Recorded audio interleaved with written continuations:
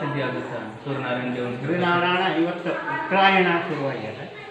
ಅದರಿಂದ ಮನುಷ್ಯ ಎಲ್ಲ ಪ್ರತಿಯೊಬ್ಬ ಭಕ್ತಾದಿಗಳು ಬೇಡ್ಕೊಬೋದು. ಒಂದು ಆರೋಗ್ಯ ಆಯುಷ್ಯ ಕೊಡಿ, ನಮಗೆಲ್ಲ ಪ್ರಸಿದ್ಧಿ ಪ್ರಾಪ್ತಿಯಾಗಲಿ ಅಂತ ಎಲ್ಲ ಭಕ್ತಗಳಿಂದ ನಾವು ಸಂಕಲ್ಪ ಮಾಡಿ ಮತ್ತು ಅಭಿಷೇಕ ಮಾಡಿ ಬಂದ ಭಕ್ತರಿಗೆ ಪ್ರಸಾದ ಬೆಳಿಗ್ಗೆ ಕೂಡ ವಿಶೇಷ ಪೂಜೆಯನ್ನು ಮಾಡ್ತಾಯಿದ್ವಿ. ಯಾವೆಲ್ಲ ಅಭಿಷೇಕ ಮಾಡಿದ್ವಿ?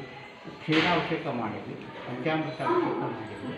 ಆಮೇಲೆ ಮತ್ತೊಮ್ಮೆ ಶುದ್ಧಾರ್ಥ ಸ್ನಾನ ಮಾಡಿ ಪೂರ್ತಿ ಸ್ವಚ್ಛ ಬಳಸಿಕೊಂಡು ಮಡಿ ಹೊಸ ಮಡಿ ಉಳಿಸಿ ಈಗ ಕೊನೆಯದಾಗಿ ಭಕ್ತರಿಗಾಗಿ ಏನೇನೆಲ್ಲ ಬೆಳ್ಕೊಳ್ತಿರ್ಬಿಟ್ಟು, ಯಾಕಂದರೆ ಈ ವರ್ಷ ಬರ ಇದೆ. ಏನಿಲ್ಲ, ಭಕ್ತರ ಸಲುವಾಗಿ ನಾವು ಸಕಲ ಭಕ್ತರ ಸೂರ್ಯನಾರಾಯಣನ ಅನುಗ್ರಹ ಆಯುಷ್ಯ ಆರೋಗ್ಯ ಕೊಡಲಿ ಅಂತ ನಾವು ಬೇಡ್ಕೊಂಡು ಸಂಕಲ್ಪ ಮಾಡಿ ನಾವು ಪೂಜಾರ್ಚನೆ ಮಾಡಿ ಭಕ್ತರೆಲ್ಲ ಬರ್ತಾರೆ. ಮಾರಿಷದ ಭಕ್ತರು ಬಂದಿರ್ತಾರೆ.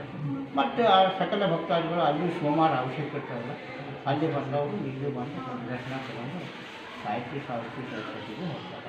ಅಲ್ಲೂ ವಿಶೇಷವಾದಂಥ ಅಲಂಕಾರ ಮಾಡ್ಯಾರ. ಎಲ್ಲರೂ ದರ್ಶನ ತಗೊಂಡು ರಾಜ್ಯದೊಳಗೆ ವಿಶೇಷವಾಗಿರ್ತಕ್ಕಂಥ ದೇವಸ್ಥಾನ ಸೂರ್ಯನಾರಾಯಣ ಟೆಂಪಲ್. ಅದು ಇಲ್ಲಿ ಬಹುಕಾಲದಿಂದಲೂ ಎಲ್ಲ ಸೂರ್ಯ ಇದು ಬ್ರಹ್ಮ ವಿಷ್ಣು ಮಹೇಶ್ವರ ಉದ್ಭವಲಿಂಗಾಗಿ ಬೆಳೆದು ಅನಂತರ ಅವರ ಸಿದ್ಧಿ ಚಕ್ರಾಚಾರ್ಯ ಕೆತ್ತಗೋತ ಹೋದಂಥ ದೇವಸ್ಥಾನ ಅಂತ. ಅದು ಮೊದಲನೇ ಹಂತ. ಎರಡನೇ ಹಂತ ದರ್ಶನ ತಗೊಬೋದು. ಮೂರನೇ ಹಂತ ಇದು ನಂದಿ ಮಂಟಪ. ನಂದಿ ಮಂಟಪದಿಂದ ಇರೋವನ ಸೂರ್ಯನಾರಾಯಣ ಒಂದು ವಿಶೇಷ ಇದೆ ಶಕ್ತಿ. ಸೂರ್ಯನಾರಾಯಣ ಅಂತ ವಿಶೇಷ ಅವಾಗೂ ಅವ ಕೆತ್ತನೆ ಮಾಡಿದ್ದಂಥ ಹಳೇ ಸೂರ್ಯನಾರಾಯಣ ಇಲ್ಲಿದ್ದಾನೆ.